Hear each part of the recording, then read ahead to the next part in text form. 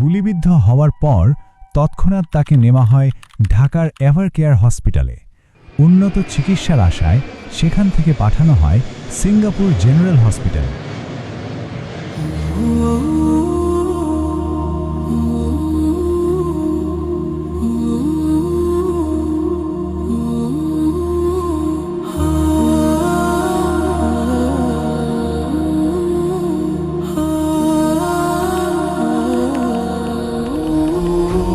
হাসতে হাসতে শহীদি দরজা চান,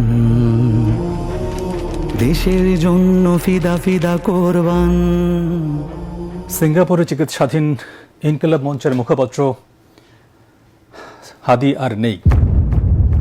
ইন্না লিল্লাহি ওয়া ইন্না ইলাইহি রাজিউন। তুমি দেখে যাও, লক্ষ লক্ষ জনতা, তৌহিদি জনতা তোমার জন্য পাগল। ওসমান, তুমি মরো নাই, তুমি আমাদেরকে পাগল বানাই দিয়ে গেছো।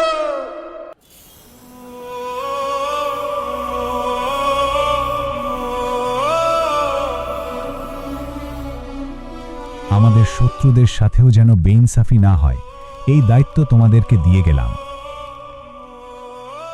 আমার কাঁধে হাত রেখে বললো কি যে হাদি ভাই, আমার সপ্তাহখানেকের জন্য আমার একটা চোখে একটু আলো ফিরিয়ে দেওয়া যায়। আমি বললাম ভাই, এক সপ্তাহের জন্য কেন?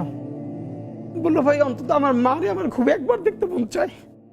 আমার মা আমার অনেক নিষেধ করছিল অন্তরণে যাইতে, আমি ফিরে আসার সময় মারে দেখি নাই। আমার একটাবার মন চায় আমার মারে দেখি। তো যারা হাজার হাজার কোটি টাকা পাচার করে বিদেশ চলে গেছে,